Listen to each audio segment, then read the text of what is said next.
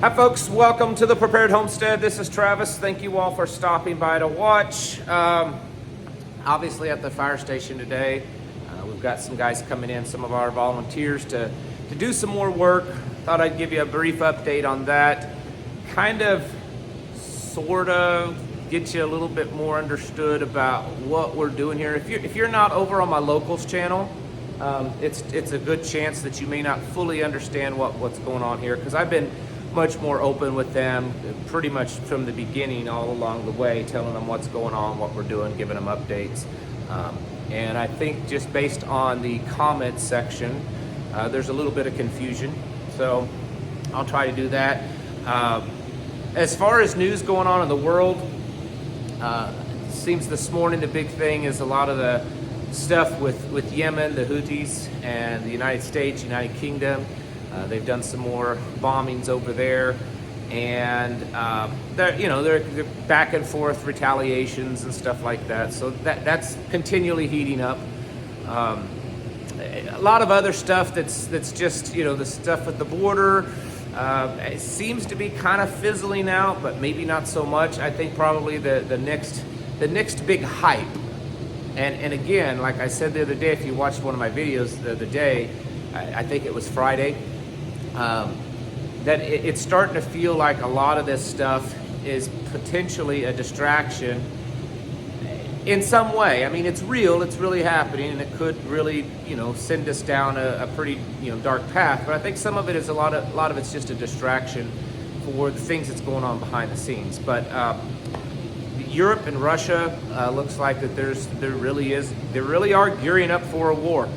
According to the information that's come out. Again, could be totally distraction just to keep everyone on edge, who knows.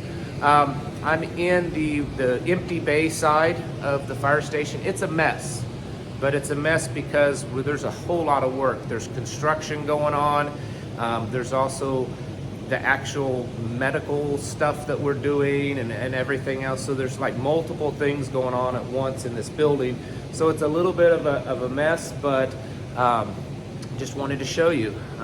So anyways, this is the lumber that we're working with, that was donated to us. We're so gracious for that.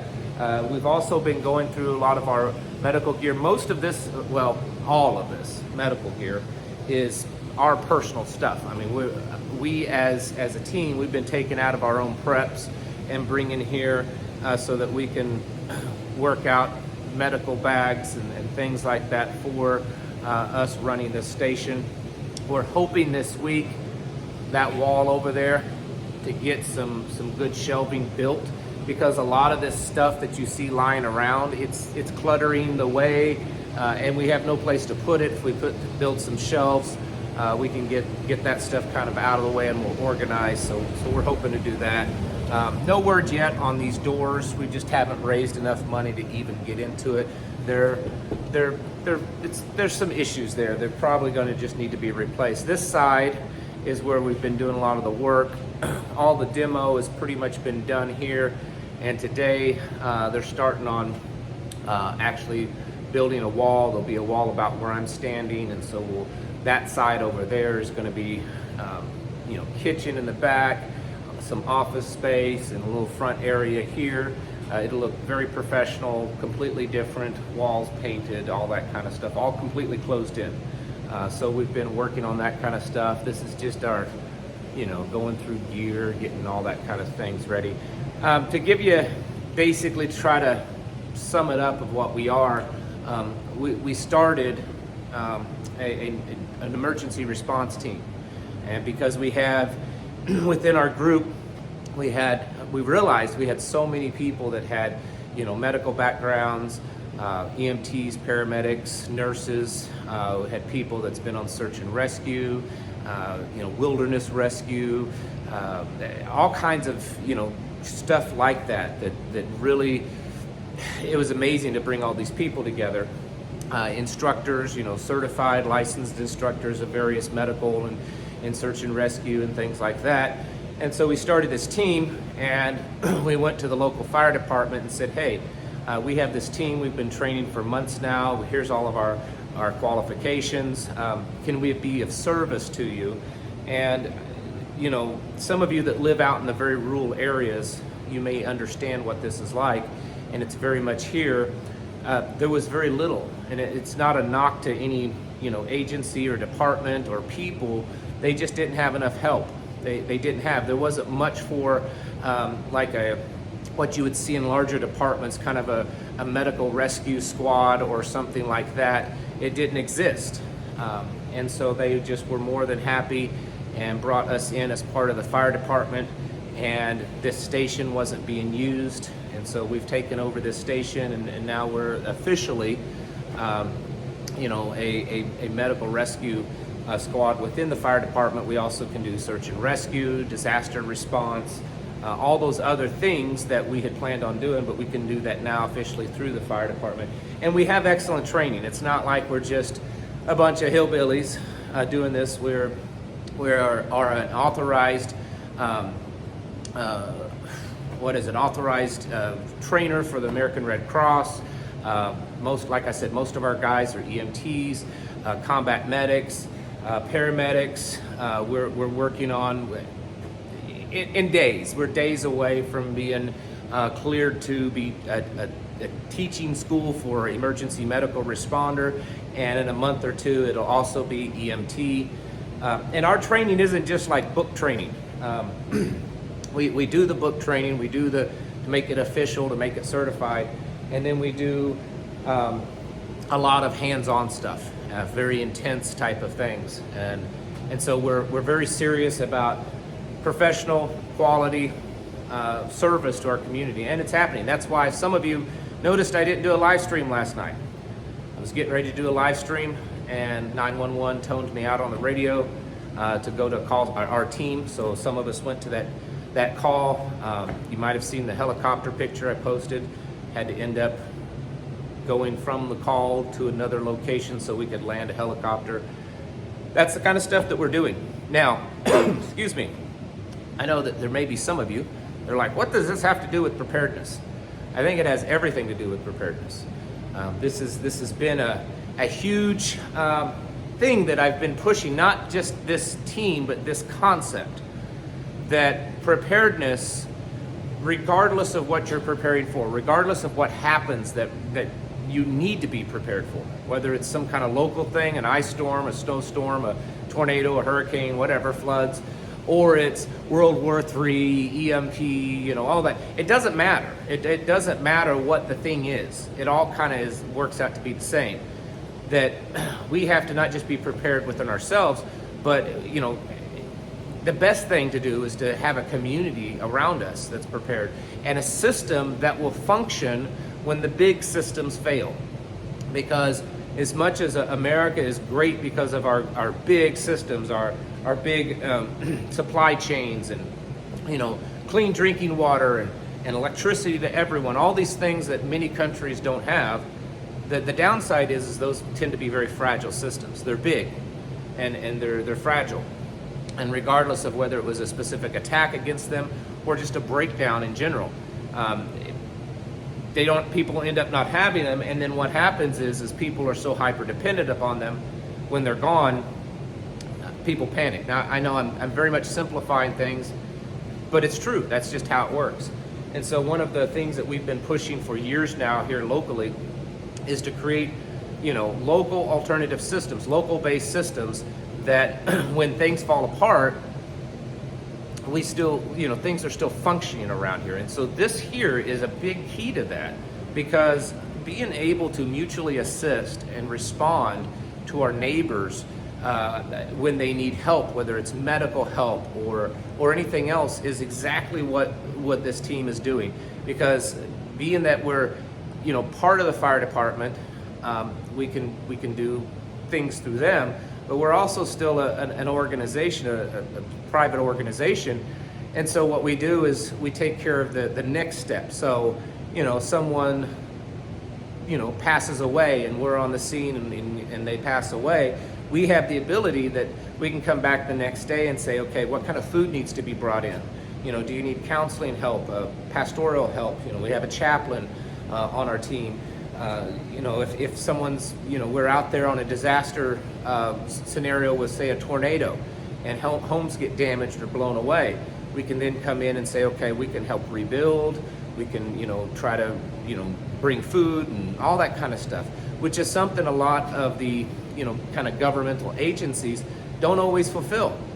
And there's just not a lot of that out here. It's very, very rural and widespread, and we're hours away from the big cities where the big American Red Cross and the, you know, Salvation Armies and all those kind of things are located. And so we can provide that here locally because these are our neighbors. It's a very rural, small community, and it doesn't take very long for you to know everyone and they to know you. And so they're our neighbors. You know, the call I went on the other night, and I'm not going to give you the details of it. I can't, but I don't need to anyways. The very next day, I was up here at the station, and the son-in-law of the person that we went on a call to, came by to thank us for coming, to thank us for doing what we did. You don't find that in the big cities. You know, I was a police officer and worked in the medical field for years. And I don't ever remember anyone coming back the next day looking you up to thank you for what you did. But that's how it is out here in the small community. So, you know, we're very professional in how we're doing this and how we're organizing it. And it's been amazing how well it's been received and how much help that we can actually do. You know, we thought we might be able to help occasionally here and there, and now we're finding out that there was such a vacuum of help, there was such a great need that there's a whole lot more things that we're ended up doing. So it's wonderful. The reason why I bring it up, and I know some of you this is irritating, is that the negative side to this being very rural and what we're doing is there's no funding for it. There's no local funding for this.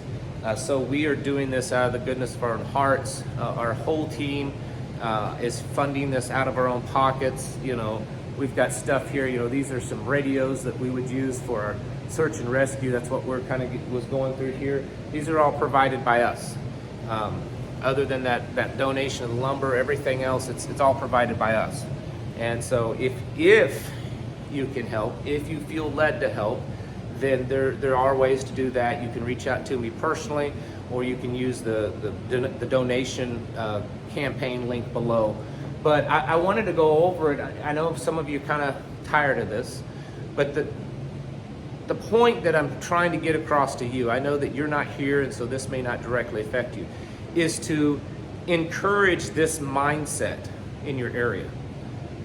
For many years now, as kind of a homesteading preparedness kind of person for a long time, I mean, I go back way before even Y2K. The thing that's irritated me about this kind of community is that it's very, you know, there's this closed off mindset that, you know, all I got to do is, you know, take care of my castle, raise the castle walls, and shut the world out, and, you know, who cares what goes on outside those walls. That's just not a good plan, because even if you are very, very prepared and sustainable in your own place, you can only handle so much outside bad stuff, okay? And it's a much better plan if you also work to increase the sustainability of your area. I mean, that's the whole idea of a mutual assistance group, that there's several of you. Well, why not take that mutual assistance group and work and expand it even beyond that, especially for those that you live in small rural communities like this. In the bigger communities, maybe this isn't quite as doable, but if you live out in rural areas, it certainly is. And so that's another thing that we're trying to do, is encourage people and help other people if they want to replicate this where they're at. And that's really part, I think, of kind of the Great Commission and that, you know, brotherly love thing. That's part of, because as believers, we have to realize that our first and foremost thing as believers is to shine our light in this world, and is to help our brothers, and to do good in this world. And so that's a big part of what we're doing. You know, like I said, we brought this team together that have all this experience, but it's not just the experience and knowledge and skills that they have. It's also the fact that they're they're very much, there's a very deep desire to serve their community, to be of service. And so this has been a way that we can do that. We can do it professionally. We can do it in truly helping the community. And you know, not to brag, but you know, we're saving lives. We're doing it right off the bat. I mean, we're actually quite busy with that. So anyways, I just wanted to give you an update and encourage you to be thinking along these lines. Even if you can't get within the fire department or whatever agency around you or something like that, just having plans and working with your neighbors and stuff of how you can come together and how you can help each other out, how you can, you know, go to them if they call on you. You know, do you have communications that you can communicate within your neighbors? And if they had a problem, do you have the medical gear? Do you have some training or other things? Maybe it's not medical, that you can come to their aid. These are things that we should be thinking about, because when it all falls apart, you know, we're not really going to have that outside help. We're not going to have the big brother government and all that kind of stuff to necessarily help, especially out here in the middle of nowhere. We're going to be on our own. And so there's a lot of facets of this, whether it's just service now and service in the future. And I think it's definitely something that many of us need to be doing, need to be thinking about, and need to be trying to get towards that point in our own communities. Folks, we know we need to be getting our houses in order. We know we need to be doing stuff, not just sitting around talking, not just focus solely on the news and the doom and gloom. We need to actually be out there preparing actively, actually doing things, building connections, building relationships, so that we have a greater chance of survivability when anything bad happens in our lives. Get your houses in order. Prepare yourselves mentally, physically, and spiritually. Thanks for watching, and I'll catch you in the next video.